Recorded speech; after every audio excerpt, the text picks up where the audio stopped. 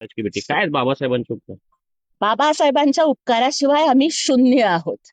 Doctor Babasaheb आंबेडकरांचा शिका संघटित व्हा आणि संघर्ष करा हा विचार माझ्या आईबापाच्या मनामध्ये रुजला. म्हणूनच आज इतक्या गरीब वस्तीमध्ये असून सुद्धा मी शिकू शकले, मी संघर्ष करू शकले. केवळ उमेदवारी दिल्यावरतीच नाही, तर शिवसेनेचा दसरा मेळावा असेल, वर्धापन दिन असेल, प्रत्येक स्टेजवरती मी अभिमानानं सांगते की भीमराज की बेटी मैं जय भीम वाली हूँ.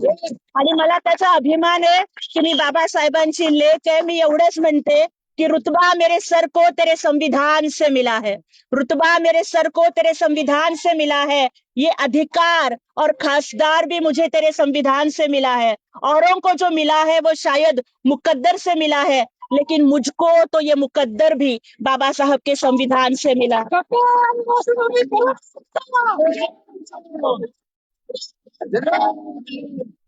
खरं तर सोलापूरचे अनेक प्रश्न जे आहेत ते प्रलंबित आहेत, कारण दोन विरोधी पक्षातले खासदार या ठिकाणी असल्यामुळे कशा पद्धतीने आता सोलापूरच्या विकासाकडे, खरं तर महाराष्ट्रासाठीच आपली निवड आहे, विशेषतः सोलापूरकडे कशा पद्धतीने लक्ष असणार आहे, काय विजन आहे सोलापूर? सोलापूर ही माझी मायभूमी आहे आणि म्हणूनच मी आधी सोलापूरच्या या मायभूमीला आणि ज्या मातीमधून मी घडले त्या भूमीला नतमस्तक होण्यासाठी मी इथे आले.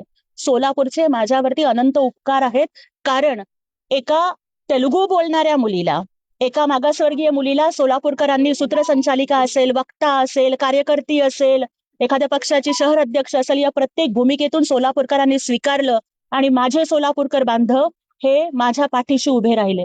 त्यामुळे दिल्लीमध्ये गेल्यानंतर सुद्धा गल्लीला सोलापूरला विसरणार नाही. सोलापूरच्या मातीचा स्वाभिमान दिल्लीच्या दरबारामध्ये सुद्धा घुमवत राहील. आणि सोलापूरला शोलापूर म्हणायचे ना, म्हणजे ब्रिटिशांना सुद्धा पळवून लावलं होतं 3 दिवस, असा माझा सोलापूर आहे. आणि हा सोलापुरी बाणा, महाराष्ट्राच्या मातीचा कणा दिल्लीत गेल्यावर सुद्धा विसरणार नाही. माझ्या लाखो सोलापूरच्या बांधवांना अभिमान वाटेल अशा पद्धतीचं काम मी करेन. मी राजकन्या नाहीये, मी संघर्ष कन्या आहे.